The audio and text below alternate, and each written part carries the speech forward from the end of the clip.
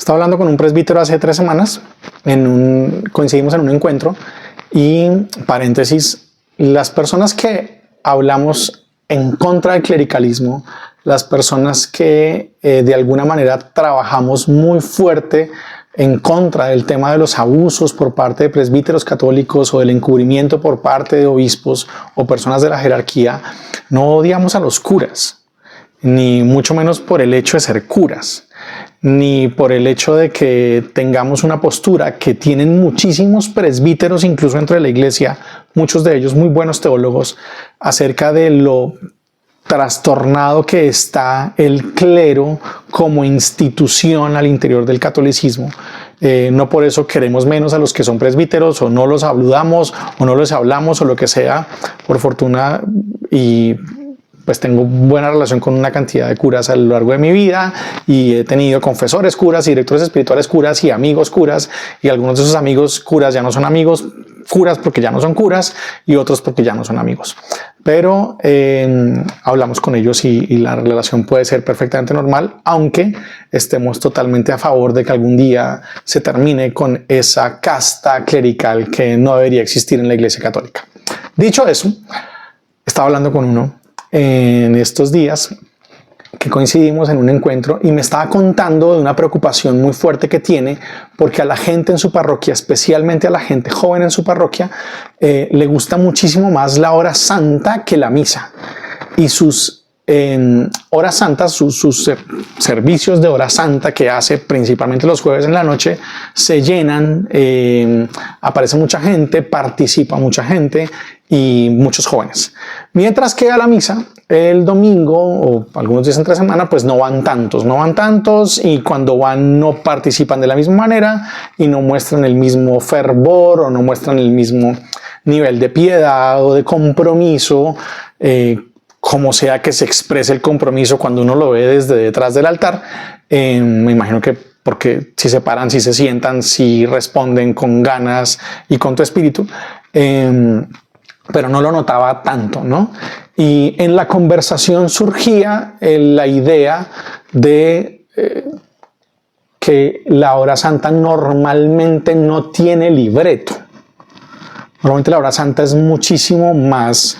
espontánea, digamos, tiene muchos más elementos de grupo de oración que de liturgia. No porque no haga este presbítero en particular las oraciones normales que se hacen al inicio, y el bendito y alabado, y algunas pues responsorios que puedan hacer ahí, sino porque normalmente son momentos en los que ahí cantan y la gente tiene un momento como de oración muy personal y se guía la oración de una manera mucho más digamos espontánea, un poco más involucrada con la cotidianidad y demás, y eso evidenciaba para él 2 cosas. Uno, lo evidente que es la necesidad de los espacios de espiritualidad no libreteados, por llamarlos de alguna manera. Sé que se llaman rúbricas y que están en el misal y que es sagrado. Libretos, los libretos de la misa, que los conocemos de memoria, muchos los aprendimos desde niños, pero que cada vez se distancian más de algunas de las generaciones que vienen, aunque haya un reducto de gente que le encanta eso, y principalmente si se lo hacen en latín para que no lo entienda. Pero por otro lado está de alguna manera cierto grado de naturalidad y cierto grado de personalización de lo que llega a suceder en la hora santa, con lo cual aparecía como una pequeña para él, en su preocupación, como una pequeña disyuntiva entre qué pasa contra la misa versus la hora santa, ¿no? Y cómo la pastoral de su parroquia podía funcionar mejor con una o con la otra. Y ahí aparece algo que es fundamental y que es muy importante, porque se empieza a gestar esta idea del culto a la hostia, ¿verdad? A la hostia consagrada, que es presencia de Cristo y que es persona real, sangre, cuerpo, divinidad y demás. Que ha tomado una centralidad exagerada en el catolicismo, porque tenemos realmente una misodependencia y un ostiocentrismo muy marcado y muy complicado, porque para muchos pues todo lo que hay que hacer y con lo que hay que terminar o empezar o adornar absolutamente todo lo que se hace en la iglesia es una misa, ¿verdad? sabiendo incluso que otras manifestaciones generan muchísimo más conexión directa espiritual de la gente con Dios o no. Pero como ahí está la presencia, como ahí está la hostia, como ahí está la cosa que pasa ex opera operato y con el cura y tal, la vaina, entonces pues ahí como que esta porción privilegiada de presencia de Dios compite con otras formas de espiritualidad que no le llegan a los talones en el pensamiento de la ortodoxia más radical, y por eso pues la preocupación, ¿qué hago y tal? Y cómo se maneja esta disyuntiva, ¿no? Y entonces debería aparecer para él, para muchos, la pregunta de, bueno, el Santísimo, la cajita, la vaina, el sagrario, la custodia, la exhibición de la custodia, de la hostia en la custodia, la cosa, y este asunto no libreteado versus el asunto libreteado de la misa, y claro, el que ahí esté Jesús, ¿no? El Santísimo y esté Jesús. Y me hablaba incluso de la devoción que tienen algunos de estos jóvenes por el Santísimo, por irse al Santísimo 2 veces a la semana, 3 veces a la semana, a estar ahí en el cuarto, en silencio, en el cuarto del sagrario, pues en silencio delante de la presencia de Jesús, Eucaristía. Y ahí surge realmente la pregunta por el ahí está Jesús, ¿no? Y el ahí está Jesús más que en otros espacios. Ahí está Jesús de una manera diferente, especial, física y metafísica a la vez, y toda esta comprensión que además alimenta el clericalismo un montón, porque es que no hay hostia consagrada sin curas, que distrae muchísimas veces a la gente de la presencia real de Jesús en todos los espacios de la cotidianía, y particularmente en los espacios en los que el mismo Jesús dijo que iba a estar presente o que nos lo íbamos a encontrar, que es en el marginado, en el excluido, en el pobre, en la persona que padece necesidad y que padece carencia, principalmente por las injusticias del mundo y por la maldad o la crueldad que hay en el mundo. Y entonces se vuelve demasiado fácil encontrar la presencia real, íntima, personal y sobre todo individual de Jesús en el Santísimo, que distrae muchísimas veces de esa presencia real, personal, comunitaria y social y encarnada de Jesús en el otro y en la otra, que son parte también de donde se encuentra y donde lo encontramos y donde lo podemos tocar y percibir y estar delante de él, porque cada persona que sufre es un sagrario vivo. Y ahí aparece también un impresionante cuestionamiento que deberíamos tener frente a los relatos de la Pascua, frente a los relatos de la Pasión, porque en los relatos de la Pasión se nos habla del velo del templo que se rasga en dos y que es, para muchísimos exégetas y muchísimos biblistas, una señal clarísima de la denuncia del cristianismo, de la no presencia de Dios en el cuarto cerrado del templo de Jerusalén, es decir, del Dios que no habita en un lugar construido por hombres, no en un cuarto,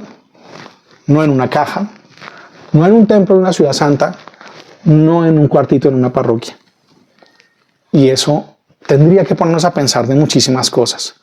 No para dudar o no de la presencia de Jesús y la transubstanciación y todo el articulado que han hecho a partir de Aristóteles, no de la palabra de Dios, en el catolicismo, los grandes teólogos ortodoxos, para decirnos que la hostia es la hostia y que Jesús está en la hostia, sino principalmente para preguntarnos si nosotros seguimos siendo una religión que reduce, intenta encerrar, intenta contener, intenta ubicar, georreferenciar a Dios en un punto muy particular, desconociendo su presencia real y completa, total, en los seres humanos que están a nuestro alrededor y principalmente en los seres humanos que sufren. Y es que a Jesús, el resucitado, se le encuentra y se le reconoce principalmente en el pan partido. La noche en que iba a ser entregado, tomó pan, lo partió y lo repartió diciendo. El pan del sagrario no está partido. El pan de la custodia no está partido. El pan exhibido en la hora santa no está partido. Y eso no es una crítica a la forma,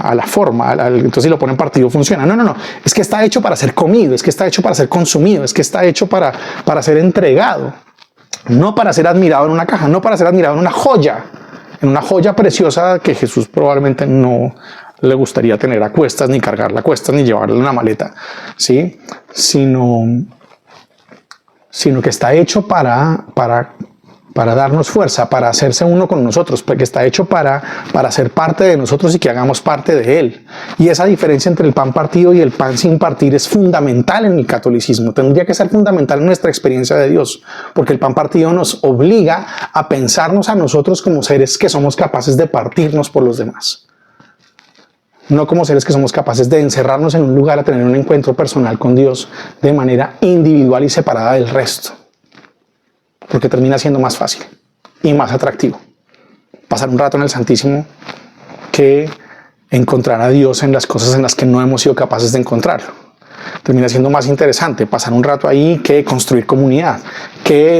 interesarme por el otro, que darme a la tarea de conocer a los que no he querido conocer, que desarrollar una cantidad de capacidades de samaritanidad sin las cuales no es posible el cristianismo. Y que todas ellas se encierran en esa imagen preciosa del pan que es capaz de partirse y del Señor al que se reconoce resucitado al partir el pan. No al exhibirlo, no al mirarlo, no al derretirse de amor al verlo, sino al comérselo y al volverse pan partido para otros.